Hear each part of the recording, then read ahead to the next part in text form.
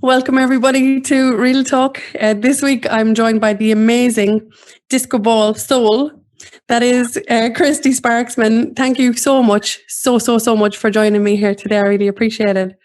I'm so happy to be here. We're operating in 2 time zones. I think Kristie's 7 hours behind me. 8. There you go. I think I'm operating on about 4 international time zones now. I haven't slept in about 6 months. So I don't know which end of me is up right now. But will you tell me first of all, because I mean, I just said it to you a couple of minutes ago, I love your energy. We connected on Facebook, and one of the reasons we're here today is I really wanted to speak to a post that Kristie shared on the 21st of January. But first I want to ask, what is the disco ball soul? That is you.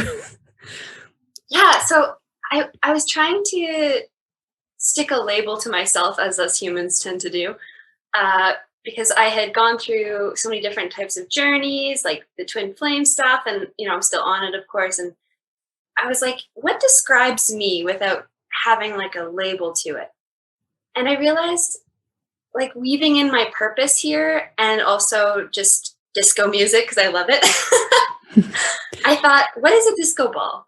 It's this bright, shiny orb in the middle of the dance floor, and lights hit it, and then lights reflect off of it. And so I was sort of like, that's sort of like me. Like, I am this bright, shiny orb. So are everyone else. And we're covered in tiny mirrors, and the mirrors reflect back the light. And that really tied into my purpose here, because I don't feel like I'm here to guide, teach, be a guru, any of those things. I just want to reflect back to people their own light and help them see, like, just catch a glimpse enough in order to, like. So we just tapped out for a second. I just caught the end of that sentence. The way you're talking about the way the light reflects back off of other people. The light reflects others. Yes. And then you just went for a second. Yeah. So it's like, I am you, and I'm just reflecting back to you. Like, I essentially see myself as a reference point to, once you kind of go through the shit. And I'm not saying I'm healed or have gone through my shit. I am very much like an in the shit person. But It's your sister. Yeah. But as soon as you like come out enough to like look back and see how far you've come, that's sort of what I want to be, is this reference point to, you can get through the stuff you think you can't get through. Because I never thought I would get to this place where I actually like myself. I'm actually starting to allow myself to stand in power, allow myself to rise up out of these coping mechanisms that I've had my whole life. Really connect with those tears, that grief, that rage, that stuff I'd never felt before my whole life, because it was just, alcohol, sex, drugs, smoking, food, filling my schedule with everything, busy, no time to stop. Because if I stopped, I would have to face myself. Yeah. I love your analogy of the way you describe your resonance with the disco ball. It's beautiful. What kind of catches me is, more times than not, what's reflected back to us is not the light, in fact. And that is, I guess, what takes me onto the post that you shared on the 21st of January, which is, the minute I saw it, I was like, holy shit balls.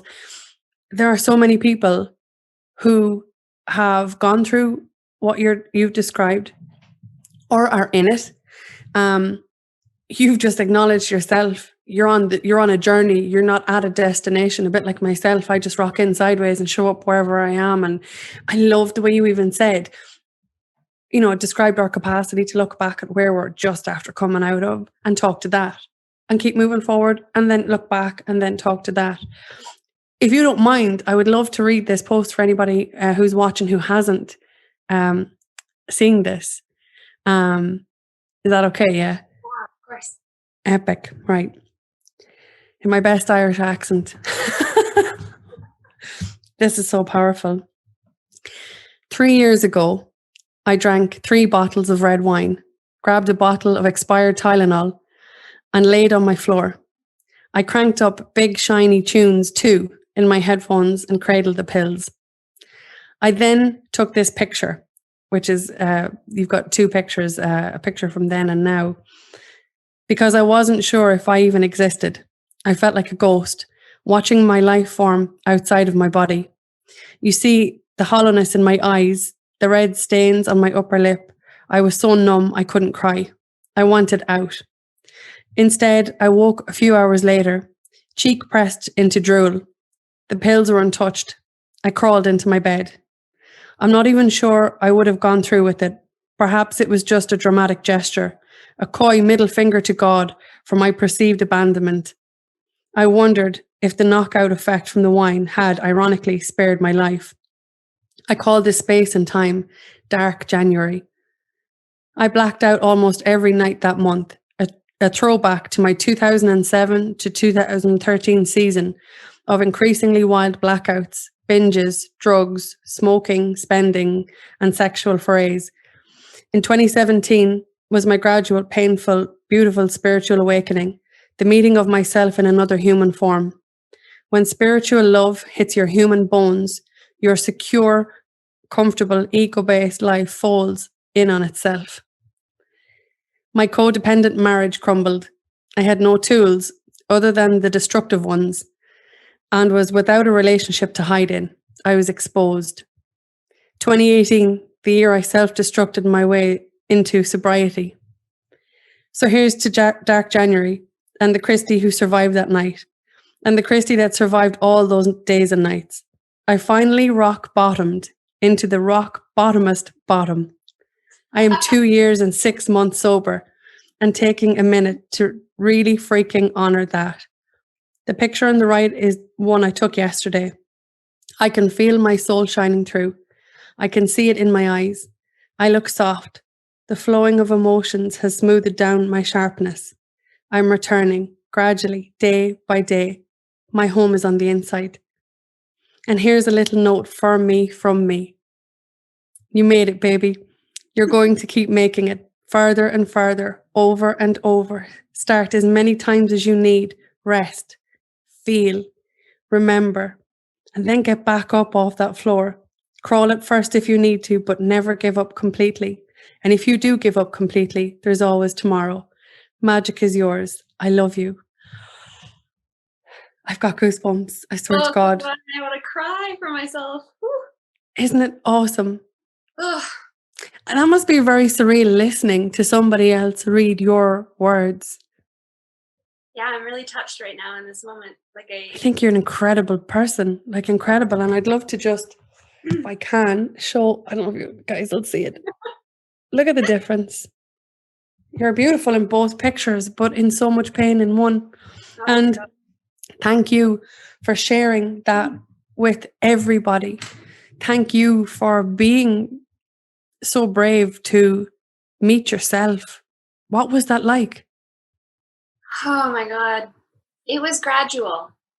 It was just a slowly tearing away of all of these adaptations is what they are, of how I learned to behave in order to be liked and have a sense of worth, because they didn't have an inner world whatsoever. There was nothing. It was vacant and hostile. And I basically, my whole life, I felt like I was right here, perched on my shoulder, watching me. And I've danced between hypervigilance and dissociation my whole life. Like, it's never been just a present moment experience for me until, this past few years. It's always been one or the other. I've either been completely removed from my experience and like numbed out from it, or I've been like overly like, how do I fix and control everything in my environment, people, events, so that I feel safe? It was never being able to be here. And that's terrifying. Even still, like, I still have reservations of sitting. Sometimes I have to consciously be like, okay, like, turn off the music, just silence. And it's really scary. It's when you grow up without without role models for how to have a loving inner relationship with yourself. And I'm not blaming my parents. They didn't learn from their parents. It's like what you were saying when we were talking before. It's a silent epidemic. People don't realize that there's this like massively dysfunctional system that we're all kind of stuck in when it comes to parenting and relating and codependency and things like that, addiction. And so I didn't have role models growing up. So, I learned that in order to be loved, I would have to go outside of myself and find that love somewhere else, except that love was never consistent, right? As soon as I would get high enough or drunk enough, then, I would go back into the bottom and the shame spiral would continue. And I was just on this like roller coaster that I didn't know I was really on because so many people did it. Like what you were saying, it's so common. And, it's like you're swimming in an ocean, you're a fish. You don't realize you're surrounded by water at all. That's sort of what it feels like to be unconsciously stuck in addiction. You don't know that there's anything outside of that because this is all you know. You don't know what you don't know until you don't know it, if that makes sense. That's a brilliant analogy. And that's, I really think what people don't realize. Brilliant analogy. You are in the ocean, swimming as a fish. Everybody around you are fish. Everybody around you are swimming. So how are you supposed to know any different? Exactly. And it's like the most mind-blowing revelation. I mean, I spoke to you before this. I'm in it currently, as in I'm in my own integration process where I've had stark realizations about my own world that I'm like, hang on a minute, you mean this actually explains everything, and I'm not a fish, and this isn't the ocean, and I'm not really supposed to be in here doing the same shit as everybody else. Yeah. And then with it comes a wave of like sadness, and then the need equally for compassion as you realize you didn't know any different. You were taught swim. You were taught definitely don't go above sea level. You'll die. And don't be different. Stay in your lane and swim like the other fish, and you definitely don't stand out. Yes. And so we're desperately trying our entire lives to blend in, to fit in. We're trying to gain acceptance and love from everything and everyone outside of us, never knowing that it's always an inside job. But I mean, to get there, I mean, I've just read your takedown. And you're takedown by yourself to get to a point where you are like, I have enough of my own shit. I know because I'm living on the outside looking in that nothing feels right, but I don't know where to start. And so you hit that self-destruct button because it's all you've known. It's heartbreaking. Over and over. I was like, how fast can I hit that button, right? I was like, where's the button? Because, I didn't have any other, like you said, no other knowledge that there was another option. Yeah. And when you experience addiction, like, I mean, I love your energy. You're like, all in or all out, go hard or go home here. If I'm going to deal with addiction, just give me everything you've got because, I want to experience it all.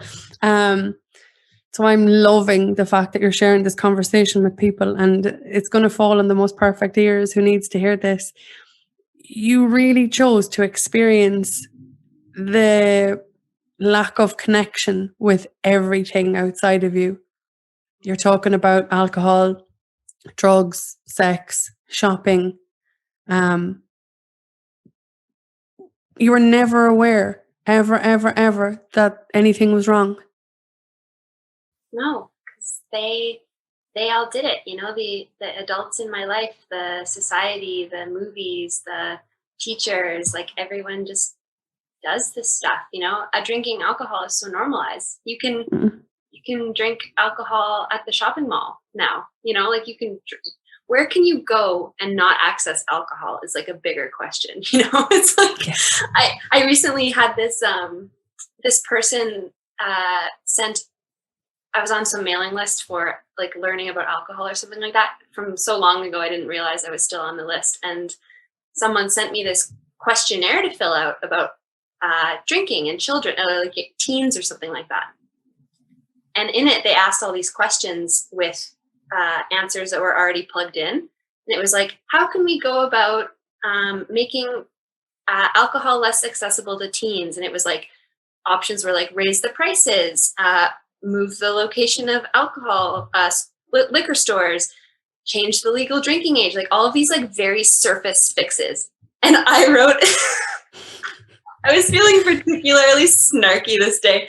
I didn't fill in any of all the questions had these like very surface things. I went to the bottom and it was like additional comments. And I was like, well, first of all, we need to change the whole system of parenting so that we don't get traumatized in our youth. And I just like basically like, yeah, I wasn't like mean or anything. And I appreciate what they're doing. I just had to be like, it's deeper than that.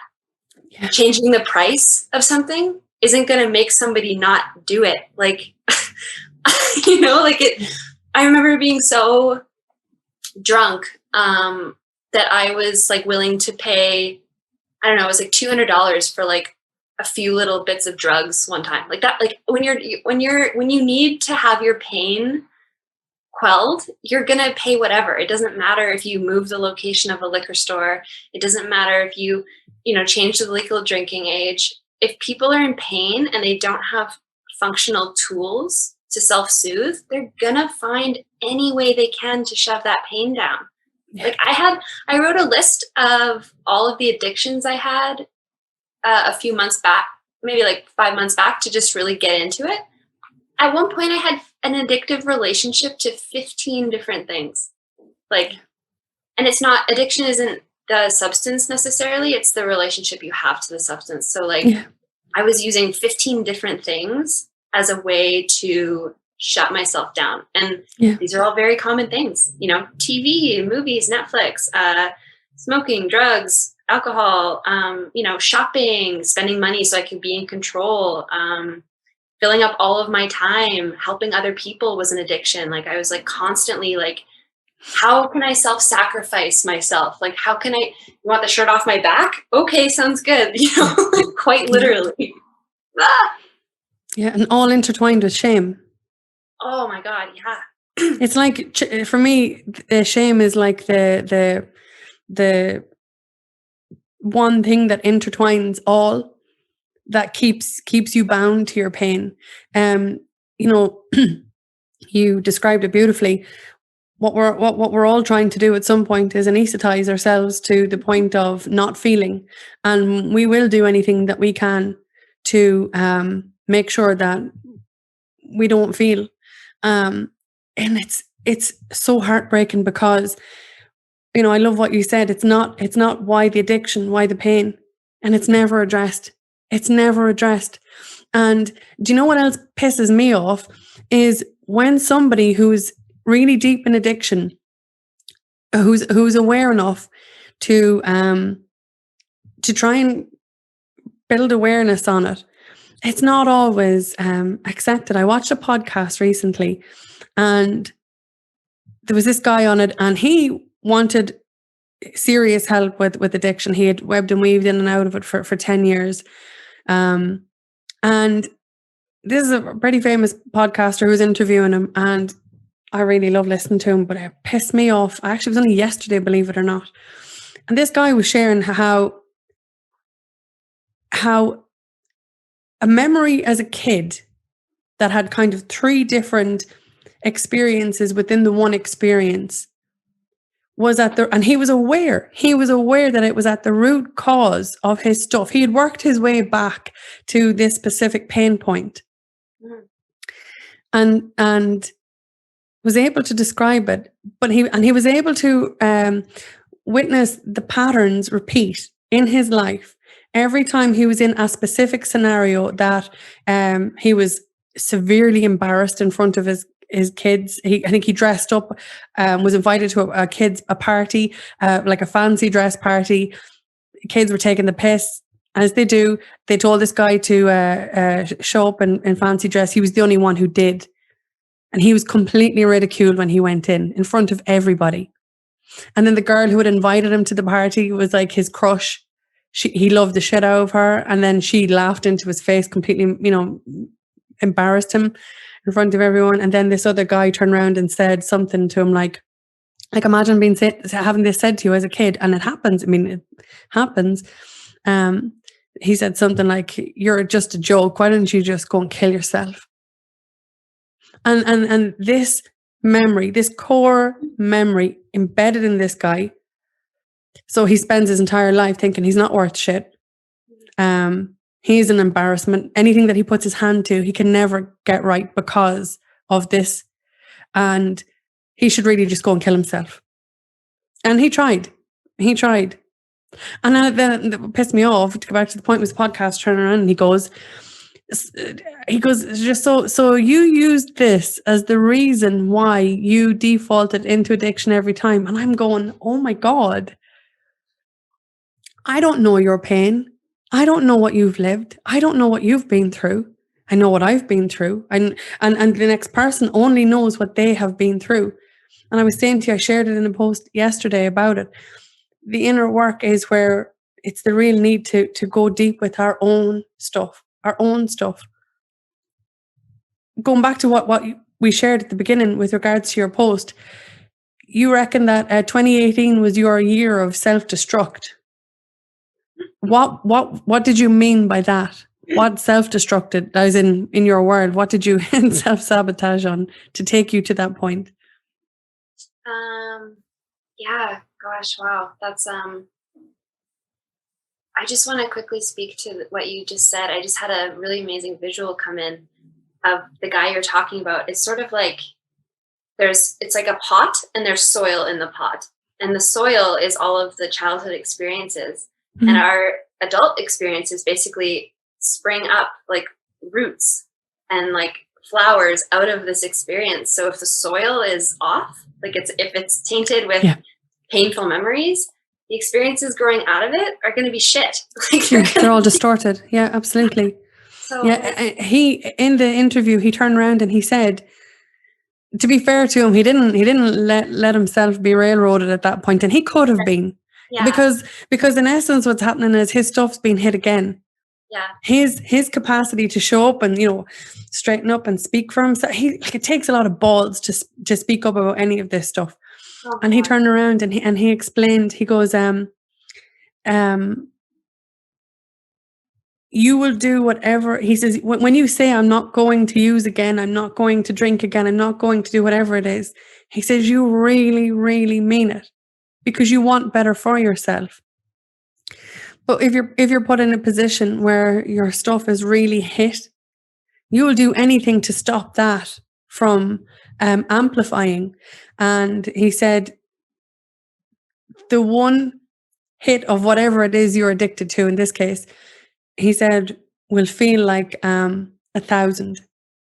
And it's a downward spiral that you journey on. And then the ass kicking of shame comes in on top of it, and how you let yourself down, how you let other people down. And from looking at it from the outside in, it really is what keeps us bound to this cycle.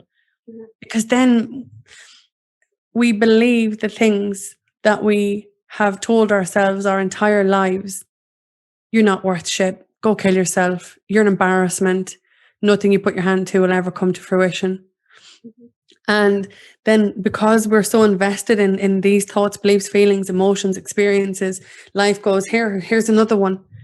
Here's another one. Here's another one. And then they all compound. You're talking about your soil, the dodgy soil. They compound. And when anything tries to grow from that space, from anything ever tries to grow from that space, it's going to grow distorted, warped, it's just so soul destroying, because it's every one of us. Yeah. It's every one of us. There's not one person, like you just hit the nail on the head when you described 15, I think you said, addictions you identified within yourself.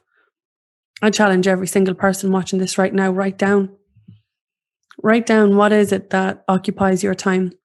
Write down what is it that you invest your time, energy, and presence in. because you got addictions. And ask yourself why, not why the addiction, why the pain.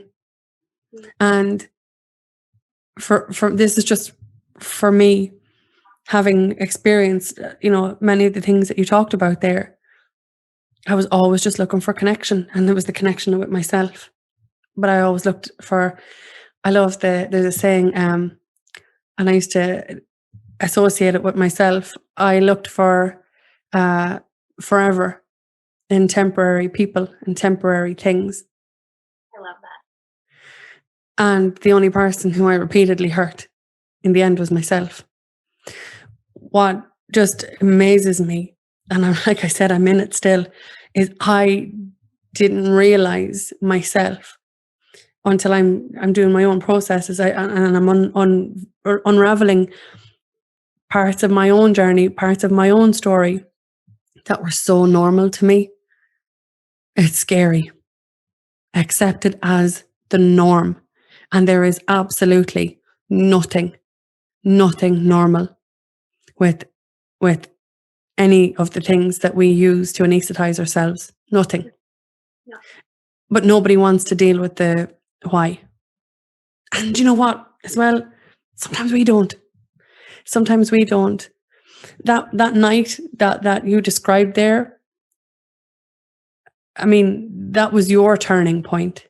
That was you saying to you, something has got to give, because I know I don't deserve to be in this pain, but I don't know what to do with it. And the easiest thing to do is to try and just tap out of life. I'm really glad that it all failed because I love the message that you have right now. Just rocking in here as your authentic self, going, I've made an epic shite of so many things, but I'm learning and I'm growing. And same as me, I'm learning and I'm growing. And I want to talk to anybody who resonates with this to remind you that you're just imperfectly perfect right now. And you're going to continue to make a shit at things because that's what we do here. That's what we came here to do. Exactly. To get it wrong so that we would know with conviction and with clarity, what feels right to us. So thank you for sharing that as well. I can breathe again. I was going to ask you a couple of minutes ago, when you got to the place in 2018. So you said that I'll tell you about my destruction if you'd like. Yes, that's exactly it. I was going to go back there. What does self-destruct look like? Because before you share, I don't think people realize that they're in a self-destructive phase. Even right now, the shit's blowing up around them. I described it yesterday as the room, the house goes on fire to try and catch your attention. I don't think people realize that, and that's kind of scary too. So your self-destruction, were you aware at the time, or were you oblivious? I've been painfully aware my whole life.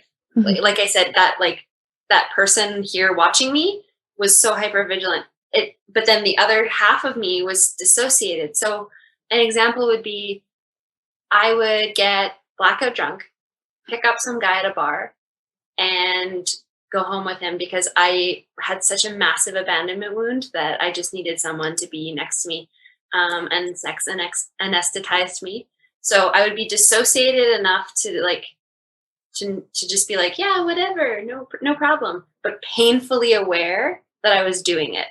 Yeah. Like it was, I've always known that I was doing it, and like I just couldn't stop myself because I was like, it's like I went dumb. It's like I couldn't move, frozen, like just in this like mummified state of like, I cannot stop myself from doing this, which is like really scary feeling. And it still happens when I'm like uprooting all of this grief from those times from childhood. Sometimes I'll just be crying and laying there and I can't move. And it's because it's like my muscles are coming back online, like all of my cells are just like coming alive from this like frozen, paralyzed state of like constantly tense, just like watching myself outside of myself do these things and not being able to stop it.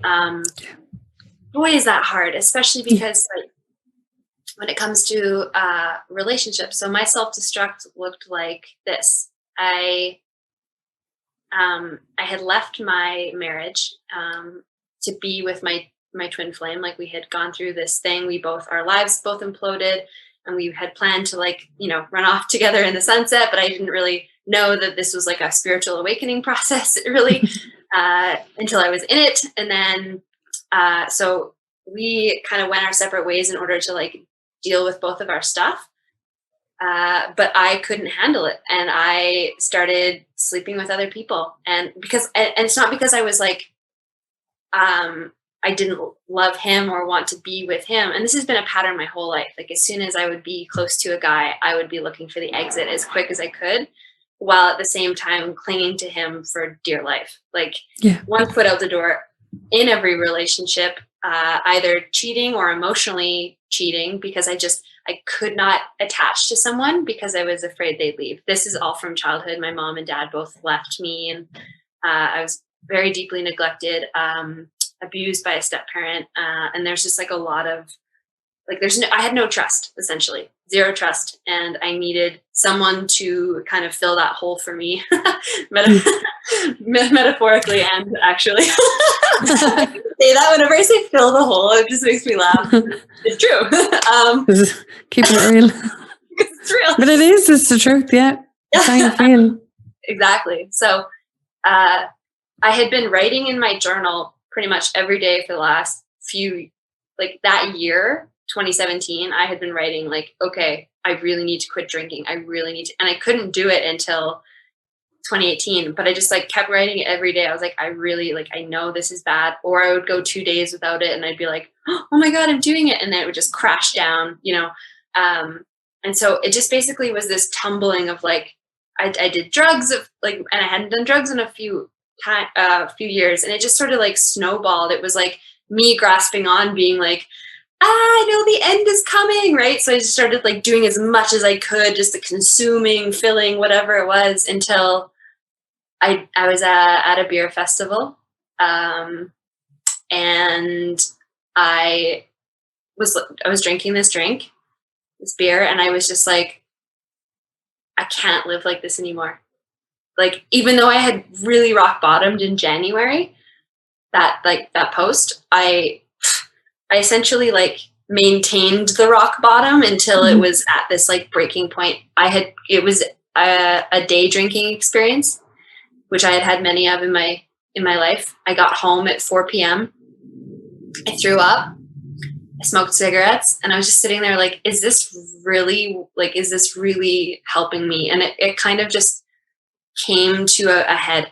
There's no other way to really describe it. Sometimes you really have to bottom out in order to really change, especially when you don't have people around who, I was so good at hiding this stuff, right? All of my friends thought I was totally fine.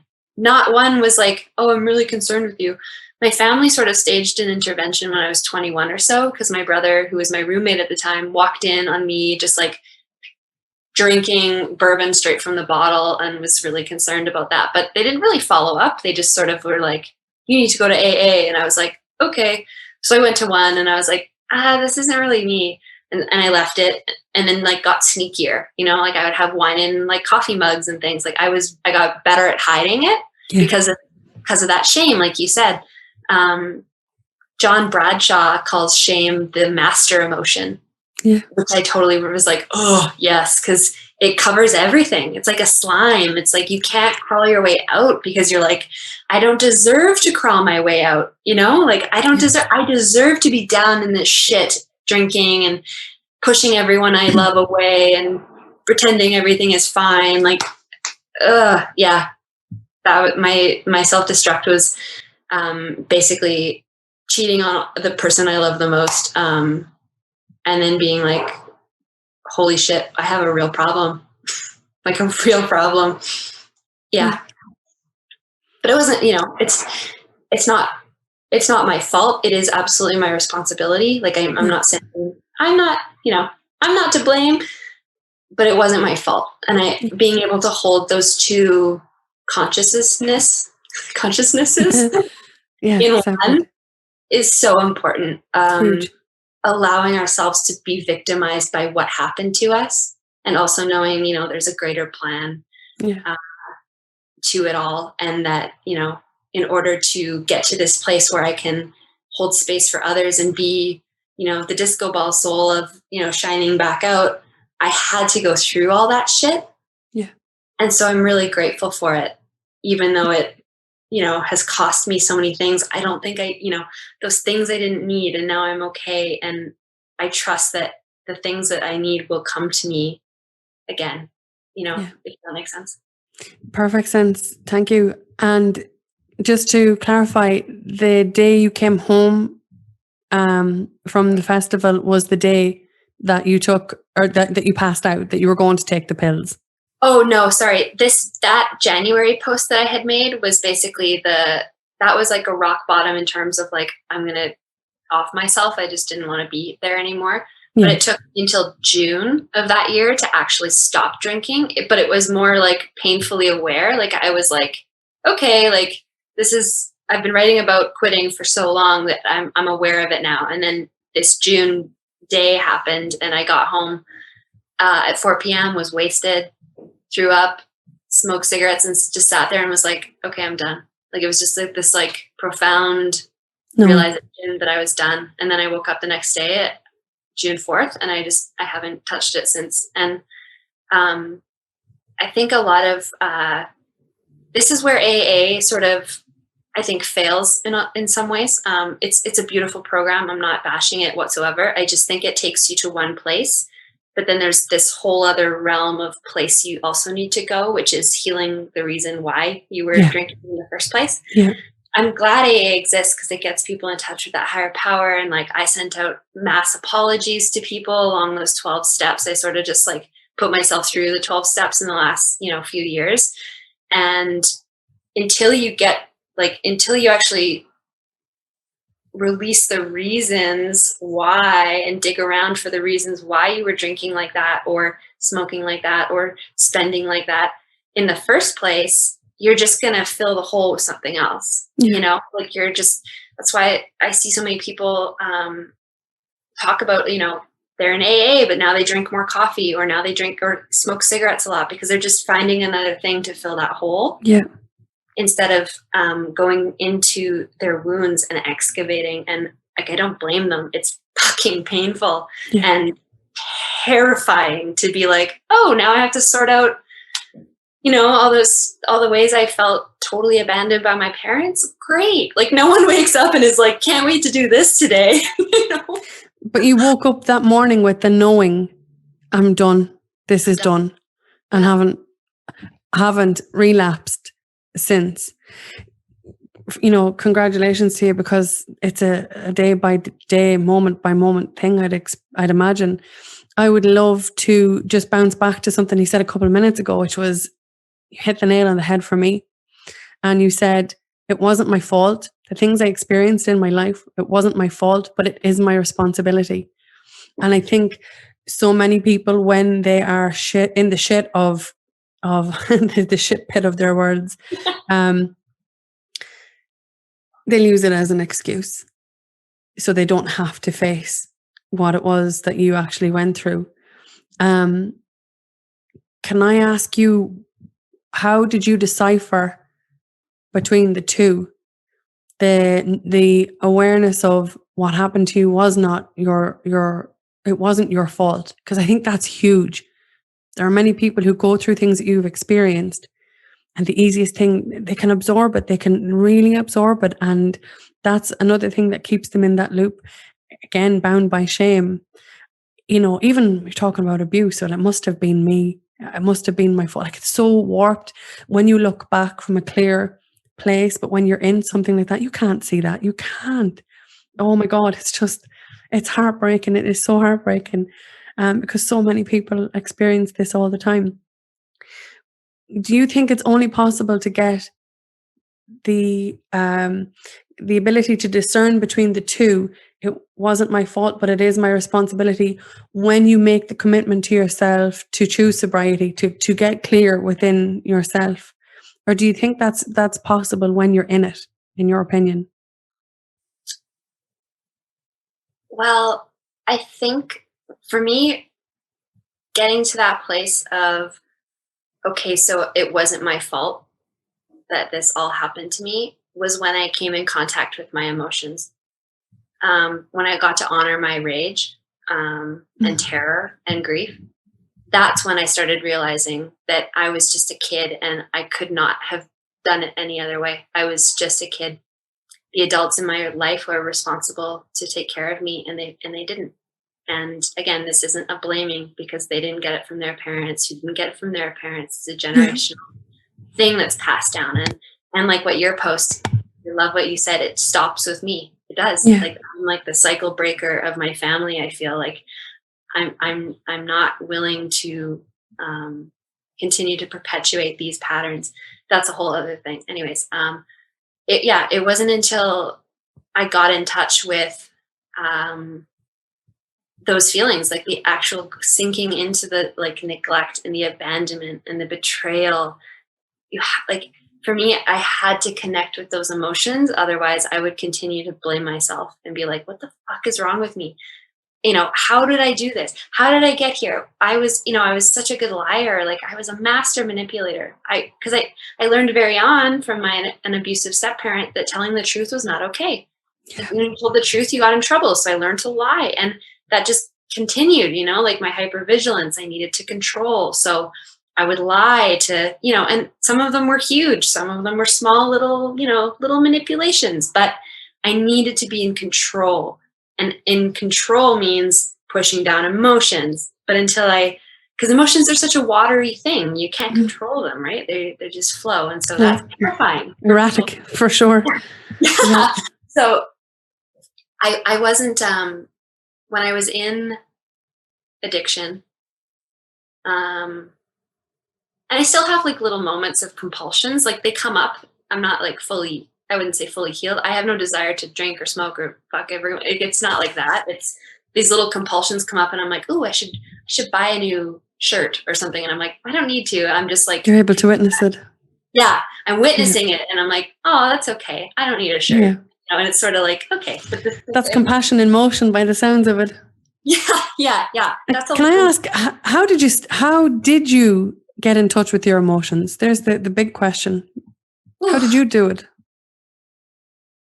Well, since I was, most of us weren't taught how to access these parts of ourselves. And I want to preface this by saying, we live in a very emotionally stunted world. We think that crying is bad, and we think that, being angry is a taboo and all of these things. And I think because we've just lived so long in an unchecked, like this unchecked rage has been like poured over our world. I think people associate, anger with, oh no, I'm going to turn into this person who's, a war hungry, whatever.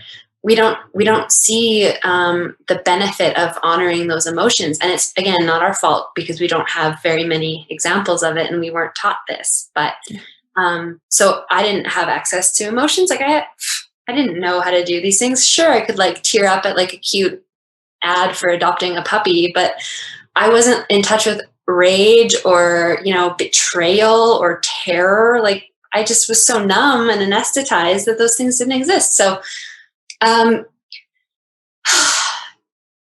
it took a lot to actually bring them to the surface. But one thing that really helped was breath work. That is just like an instant, like, whoop, everything's up. It's like, it's crazy. I read this book called The Presence Process by Michael Brown. And it's a 10-week program where you just breathe for 15 minutes in the morning and 15 at night. And it just brings everything up. It's just the certain way you breathe. And then certain positions helped me, like getting into child's pose and like shoving a pillow under my chest. So my back was really arched, started to like, just like, it's like the grief started pouring out of like my vertebrae, like all the places I had stored it in my body. Any sort of like somatic thing would bring up, rage. Like I would go for rage runs, like just hauling ass, like sprinting as fast as I could and just fucking furious, at my dad or mom or whoever, just anything to honor what that little kid felt of having, nobody there for her. Having, supportive spaces with people that I trusted. They were all virtual, unfortunately, because of everything that happened in the world with the COVID thing. I wasn't able to like meet with people in person, but just having, support mentors around to just start the process. Once it starts, it becomes, a lot easier to flow out of you. Music really helps me cry. If I need to, if I feel it kind of stuck, I also feel it in my body, like my neck and shoulders. I used to be the lightest sleeper in the world because I would just be constantly waiting to wake up and be like, is someone going to leave me or pounce on me or something? And now I can now I can sleep deeply because of how far I've been able to sink in and release these things. I think a lot of it had to do with actually getting to a point where I felt like I was even allowed to have the emotions. That was a big thing. Yeah. Oh, wow. There's so many things that I'd love to. So many things. Yeah. I mean, for hours. I don't think this will be the last conversation you and I have. No. You said something that is so, so, so important. You talked to the suppression of anger, the suppression of rage, the suppression of tears. I mean, oh my God. It's huge. Because people are told, like you said, in a world where everyone's trying to fit in and belong, don't speak out of turn. Keep your opinions to yourself. Never realizing beneath immense anger is immense sadness, or beneath immense bitterness and resentment is immense heartbreak. Or, I mean, there's so many. There's so many, and I think they are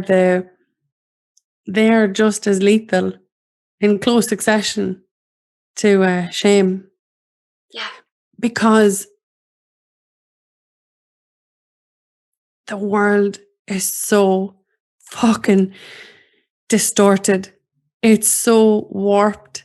Our perceptions are of what it looks like to be a normal, whole, healthy, stable person. When on the inside, absolutely everybody is spinning out because, like you said earlier on, nobody ever showed us. And we're the victims of victims of victims. Yeah. And I'm an advocate of breathwork as well. It's phenomenal to know that you can literally scream from your toes up and out, and that it's okay to do. Then there's your liberation. And I think then that, like a domino effect, when you give yourself permission to really feel whatever it is that you're feeling, good, bad, or indifferent, that's the game changer, isn't it? Yeah. Especially on this journey of healing, because it's like a double-edged sword. It's like, speak your truth, even if your voice shakes. But carefully don't speak too loud in case somebody sees you and they don't actually like you. That's the shit I'm talking about. It's don't stay hidden too long. But whatever you do not go out there and shine. It's, oh my God. And what is really playing out when you bring it back to your shiny disco ball is what is being reflected back to us, for us. And do we have the bandwidth to go there? To give ourselves permission to shine, to give ourselves permission to cry a river because of the grief, that you're actually justified. Probably sounds like a strong word, but you are justified for what you have lived through. I've gone through many zero pointing processes where I have literally gone, actually, I had a right to feel like this. I had a right to be pissed. I had a right to raise the motherfucking roof. And I didn't, because I didn't know I could. And even if I did, what was that going to achieve? It's so multifaceted. And I think that's what can trip us up then and slow us down in our own journey of getting to where we think we're supposed to be, when the only place to really be is here now. Yeah. Because we can be taken down so many rabbit holes. So many, I don't know about you, if you've experienced this, but when you have an understanding of something that you have lived, and then, life goes, okay, well, here's your experience. And then it goes, right, we're going to give it to you this way now, okay? And then it goes, right, you ready? We're just going to give it to you this way. And that's what happens. It just keeps giving me personally many of my deep core wounds, especially the things that I thought were normal and natural, and I just lived them, and it was just okay. It was okay to experience alcohol in the level that I have because this person did, and this one, and this one, and this one. I mean, that's what I wrote about yesterday. Mm. It was never normal. It was never okay. It was never, but because even, I didn't experience the word alcoholic like other people did, but then, I didn't have any alcoholics in my family at all. And yet when I look back, my family history, and even speaking about it now, every bone in your body's going, shh. Don't talk about it. Fuck that shit now. That's what I mean yesterday when I said it ends with me. Yeah. Because I am the person who was on the receiving end of experiencing what generations of alcoholism felt like in my world. Mm-hmm. And it impacts me. And it has, take the alcoholism out of the picture. My self-belief, my self-worth, my self-esteem, my self-confidence. There's 4 things that are immediately impacted when you say something to me that feels off inside. Because I have it hardwired back to a time when,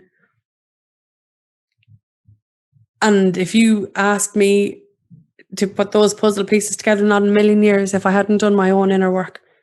Not in a million years if I hadn't gone for a little route around, not to cause shit for anyone or anything, but simply, fucking excuse my language, simply just to understand myself better. Me, just me. Because I understand every reflection back to me is me. Mm-hmm. And if I don't like what the shiny disco ball reflects back, it's because it's active in me. It's got me. It's stagnant. It's dormant in me, waiting for me to come in and shake the shit out of that ball so it can fall away. Mm-hmm. So I don't limit myself in how I choose to approach life, what I choose to try and experience, what I choose to try and live, because of the programs of the people who have gone before me, who are just simply doing their best moment by moment by moment. Fuck yeah. Amen to that. Ah, that's so good. Woo! Hell yes. I have no idea what I said, but I know it just feels good. It just feels good because I don't want to do it anymore. I don't want to keep it in. And I don't want to hold you accountable for my incapacity to pinpoint and identify what you're saying to me doesn't feel good. What you're showing me doesn't feel good. What you're reflecting. I don't want to change you, but I don't want this to hold me prisoner for one more second. Because in trying to make you wrong, I'm the person then who drives your core beliefs, who reiterates your stories, and who fuels your feelings of inadequacy and lack of worth. And that for me is soul destroying. Mm-hmm. It makes me want to pull my hood up and go into a corner and not interact with another human being, because I do not want to be, at this point in my life, I do not want to be the cause of another person's pain. And at the same time, I understand we have to dance. We just have to continuously dance this dance of interaction and connection. And that's what we came here for. So what is the only solution? This is just my perspective, by the way. The only solution for me is to know myself so intimately, upside down and inside out, faults, flaws, imperfections, perfections, whatever it looks like. So that the second something hits off my stuff, like you described earlier on, I become the witness of it and go, oh, I see you. No, I don't want that shit, thanks. Have the awareness then to do something with it. Because it's, I don't know, it's everything, isn't it? We repeat what we don't repair. I keep saying it. I probably keep saying it because I need to remind myself of it. And I said to you at the beginning of this conversation, talking to you is like talking to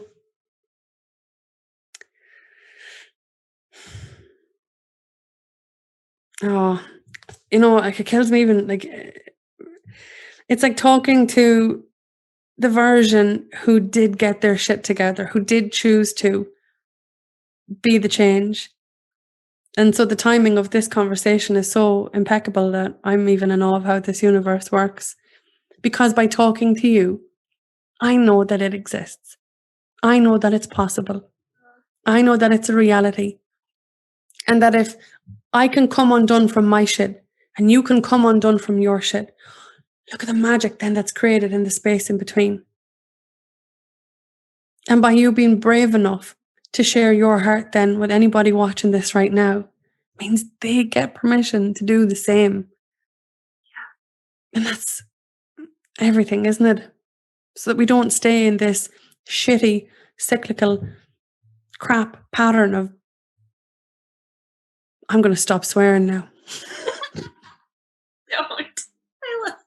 I was going to go again there. I was like, no. Okay. Yes. So where does this journey take you now? Where you are now, you've got the clarity. You're aware that it's you're keeping it in the now moment where best possible. You've got your waves of stuff tapping you in the shoulder going, do you want to dance? Do you want to dance under this shiny disco ball? Yeah.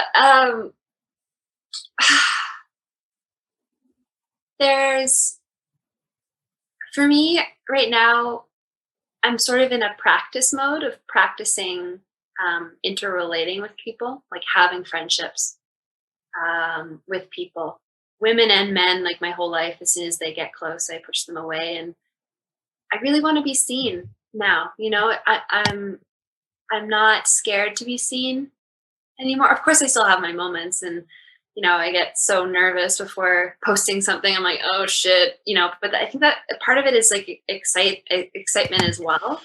Yeah. It's sort of like, ooh, like, do I really care what they think anymore? Kind of still, but it's more like I'm doing this for me. And every time I do post or, you know, talk to somebody, they can see me. And that makes me feel really good because I'm like, I can see me. And if you can see me and I can see me, like, I must be in alignment because people have been flowing into my life lately who can see me and who can say and are saying that they see me. And it's just such a shock because I've never experienced that before, you know, because I've worn a mask my whole life and been who everyone needed me to be, playing all of these different roles. And now I'm just being me, and the people are coming in to me who can see me. And it just, so I'm practicing right now, relating with people, with friendships, being vulnerable, talking about the shit that comes up and in a totally honest way, like nothing held back, just this is what was triggered in me. And it's amazing. Like it just, I don't know about you, but small talk makes me feel so sick. Like I'm like, ooh, I want to get out of this. Like I'd rather dive into the shit and talk about it than no, but small talk makes me feel like shit, right? And then you're like, the minute you like disengage from small talk, it's like they're going to think you're an absolute asshole, Melissa. And then there's another person going, I don't give a shit anymore. I'm happy and I just rock on. It's funny. It causes waves. It does cause waves, and it causes your stuff to you know, boomerang back around, and then you're just like feel like Wonder Woman go, no more of this shit, no. And it's funny because I don't know about you, but if I leave somebody with their own stuff now, I know I sound a bit of a dick, but it is funny. I'm just being honest. If I leave somebody with their own stuff and I'm just in a quiet, a reflective place and I don't feel like talking, I'm not going to talk. And I leave them with, you know, that kind of feeling. I actually witness their own awkwardness. And then it gives me the space for compassion to actually enter in. And then for me to choose whatever it is I want to do with that. Sometimes it's honor myself and just carry on quietly. Sometimes it's ask a question to diffuse their stuff. And then I'm down the rabbit hole of, you're the recovering people pleaser. Stop that shit. Yeah. So I don't think there's any let up ever of our learning and our growing and our expansion and our contraction and our expansion and our contraction. And it's actually a beautiful journey. If we can step back to witness what we've just lived. I saw your face when I read your post. They're your words. And you nearly I had goosebumps reading that. So to have gone through what you've gone through, you're so aware, so recent. It's just phenomenal. And it's so inspiring for anybody to listen to. Because no matter what shit they're in, no matter how much their worlds are on fire right now, you are the embodiment of the understanding that there is hope and that you can do something with this. And I don't say that lightly. I genuinely mean it. Every word that you say, you hold nothing back. You are filterless in the most beautiful way because, like you said, you are beginning to really see you. And when you see you, other people, they get to witness themselves in you. I knew before we even spoke, because this is our first conversation ever. I knew by the little emojis and the little gifs that you were sending. I'm like, oh my God, this is me. This is the shit I do. And it's beautiful to really, to find the authentic connection outside of ourselves once we are brave enough to do what you did, what I've done, what many people are doing, which is just meet yourself. Why do you think people are so afraid to meet themselves? Because we think we're shit. When we think that we're worthless. And I mean, when I think back and back and back, because I've asked myself the same question, I'm like, what's so wrong with me? Why do I think I'm so shitty? I don't understand. And I've gone back and, it was those primary caregivers that didn't teach me that I was okay to exist as however I was showing up, like what you said before about, it's like society wants to keep you at like an even keel. Like, don't be too joyful, don't be excited and expressive, but also don't be sad and mopey and, bring everyone down. Just be, boom, like this. But this to me is just so repressed, Yeah. Because we're so, like what you said, expanding and contracting, like all these emotions are beautiful. And I think that when we shut down our emotions, we shut down ourselves. It honestly is like a direct link to the soul. When you tap into that emotional world, it really, as soon as I started grieving, my compassion exploded. I was like, oh my God, it was not my fault. And also now I can see everyone else, like it wasn't their fault. They were just wounded. And like, oh, my heart now just like is so raw for everyone. I'm like, holy shit. Like, I can't imagine what they must have gone through in order to behave like that. If I see somebody that's unconscious and again, that's not to say that they're not responsible for how they're behaving. I don't want this to come across as like some sort of, oh, everyone's just forgiven. Like, yeah, of course there's like accountability and things like responsibility. But, when we grow up, at least this is for me, I learned that responsibility was a gross word. You know, it was a bad word. It was, you know, it was sort of like used to shame me, like grow up. You know, I'd be like, or like take responsibility. It's like that word has so much grossness attached to it because of the conditioning around it. But responsibility, like as soon as I kind of switched it from being like a positive thing for me, that's why I started sharing. I was like, I'm going to take responsibility because like responsibility feels sexy now. I'm like, oh, I did that. I slipped up. I'm going to own that. Like, it's like a hot power thing now, but it used to be just like this. I didn't do that. Nope.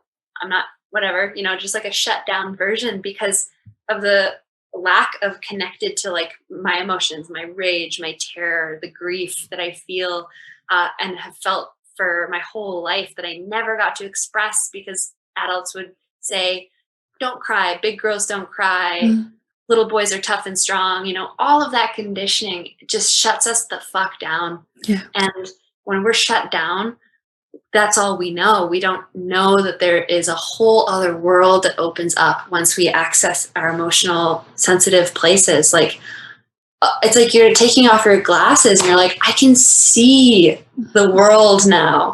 Yeah. Can I ask, is there anything that you would say to somebody who knows they're in the shit, who knows they need and want their lives to change, who was in the place that you were in? Is there anything that you would say to somebody who really wants this change but has no idea where to begin? Talk to me. Love it. What I'm hoping to do is help people with that beginning place, like that. That's like my purpose here. I really feel deeply is to help people connect with that place where they're allowed to be the victim of what happened to them and also empower them to save themselves, essentially. Beautiful. But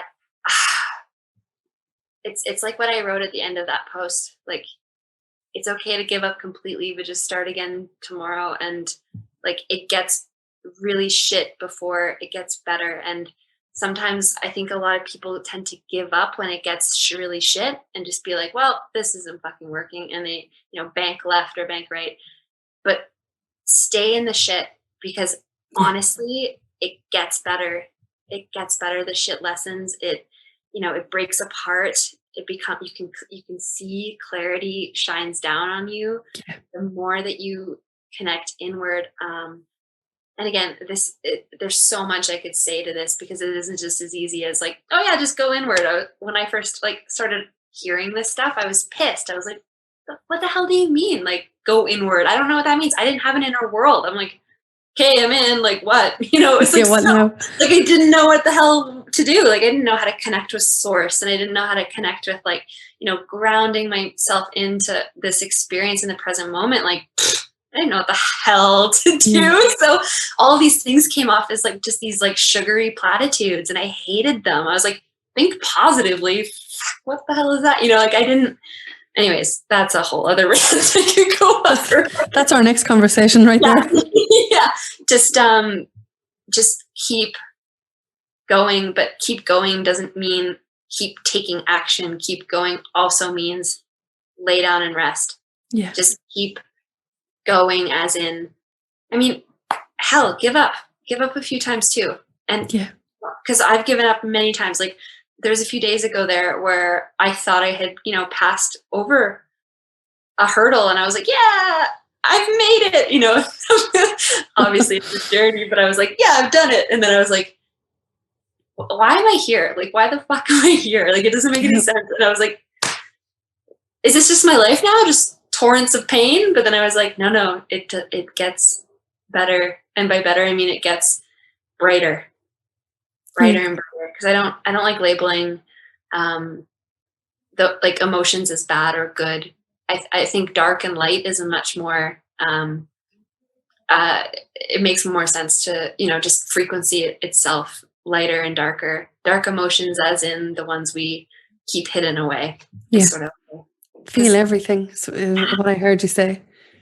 Really feel everything. Pause, rest, feel. Keep moving forward, feel. Run, feel. stop dead, lie down, play dead for 10 hours, feel. Just keep feeling. Yeah. It's like call like your emotions, the sat nav to your soul. And that's the only thing that will give you your location, where you're at now. Yeah. Is to feel your way through things. I love the way you described it. Listen, I just want to say thank you. It's been epic. I could stay here talking for hours. For anybody who's looking to reach you, where's the best place to catch you at the moment? For now on Facebook. I kind of deactivated Instagram last year because I was just like, I need a break. But yeah, on Facebook is great. You can like my page. It's called Baggage. I'm hoping to launch it soon.